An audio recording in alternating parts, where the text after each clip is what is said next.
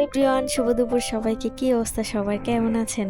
আমরা কিন্তু মধু নিয়ে এসে বসছি বাসায়। তো রসমালাইটা খেতে কিন্তু অসাধারণ হয়েছে। বাসায় আজকে আনা হয়েছে, তো ভাবলাম তোমাদের সাথে শেয়ার করি। প্রথম আমি এবং আমরা বাসায় রসমালাই মধুটা নিয়ে এসে বললাম, ফাইনালি আমরা বাসায় নিয়ে আসলাম। তো খেতে কিন্তু অসাধারণ হয়েছে, ভালোই লেগেছে খেতে। তো কার কার বাসায় মধু চলে গেছে সবাই কমেন্ট করবা, আর কার কার এই মধু খেতে ভালো লাগে সবাই সেটা কমেন্ট করবা।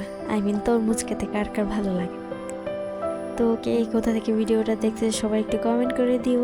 আর যদি তরমুজ খেতে ভালো লাগে তাহলে শেয়ার তো করেই দিবা।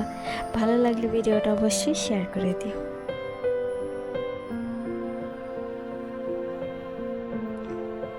আমার খুব হিংসা হইতেছিল যে সবাই মধু খেয়ে ফেললো, আমি একমাত্র খাইতে পারলাম না। তাই তোমাদের দাদাভাইকে বলছি যে সবাই কিন্তু মধু নিয়ে চলে গেছে বাসায়, আমরা কেন খাচ্ছি না এখনো। তোমার দাদা বললো যে আর একটু সবুর করো, মধুটা একটু মধু হোক ভালো মতো, তারপরে তো খাবে।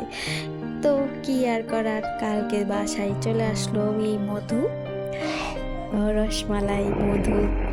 ভালোই লেগেছে খেতে।